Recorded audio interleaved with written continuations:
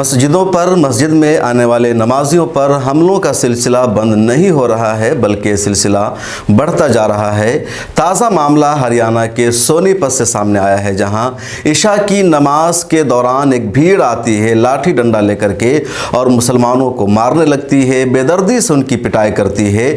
बड़ी तादाद में लोग ज़ख्मी हो गए हैं, कई एक को वहाँ के सिविल अस्पताल में दाखिल कराया गया है। औरतों तक की उन दहशतगर्दों ने, उन गुंडों ने पिटाई की है।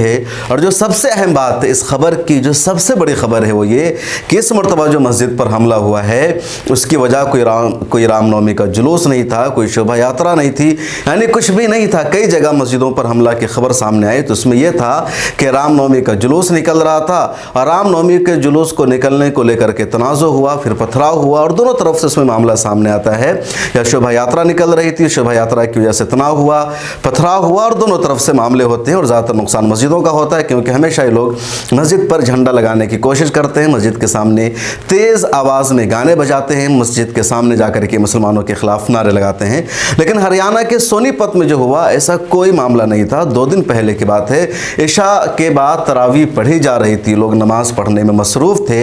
अचानक मोहल्ला से गुजरते हुए एक भीड़ आती है और उस भीड़ के हाथों में लाठी है, डंडा है और वो भीड़ शोर मचाते हुए मुस्लिम मोहल्ले से गुजरती है और फिर मस्जिद में दाखिल होकर के नमाजियों पर हमला शुरू कर देती है, उनकी पिटाई करती है, बेदर्दी से उन पर लाठी चलाती है, उनके हाथ को तोड़ दिया जाता है, उनके सरों को फोड़ दिया जाता है और वो सब खून में लथपथ हो जाते हैं, ज़ख्मी हो जाते हैं। और ये जो मामला है हरियाणा के सोनीपत ज़िला में एक गाँव है सांडल कला गाँव का ये मामला है। इंडस्ट्रियल एरिया भी कहा जाता है, वहाँ ये सब कुछ हुआ। उसके बाद जब पुलिस में इसकी शिकायत दी गई तो पुलिस गांव में पहुंचती। इस वक्त गांव में पुलिस तैनात है।